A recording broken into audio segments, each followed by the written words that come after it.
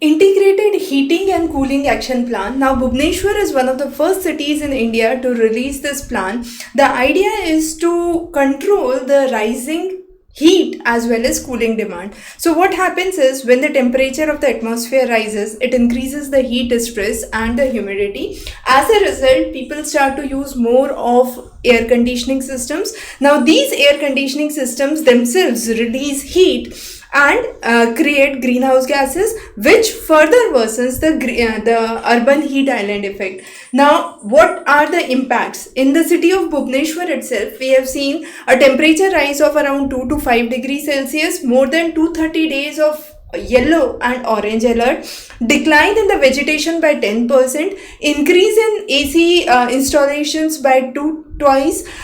We have the loss in the productivity by 20% and nearly 8%, 8 times increase in the demand for cooling for electricity. Now, considering all these parameters, Bhubaneswar city came up with sustainable solutions, and these solutions talks about, first of all, creating a cooler city. That means promoting more greenery, restoring the water bodies, promoting more roofs, the cool roofs and reflective surfaces. Then energy efficient buildings, minimizing the heat absorption to have better indoor comfort. Sustainable cooling, which talks about affordable and efficient air conditioning systems and fans, and also implementing the district cooling systems.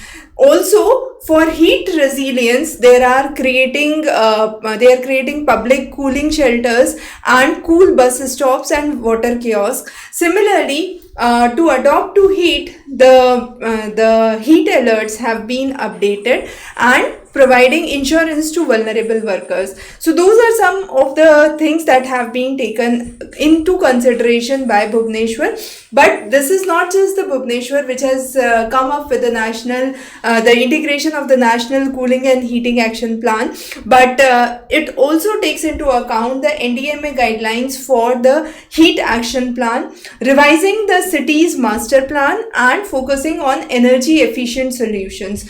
So this could be one of the potential ways where there can be a reduction in cooling by 40 to 60% of the electricity load, and reduction in the surface temperatures by 0.5 to nearly 5 degrees Celsius, which is very significant figure.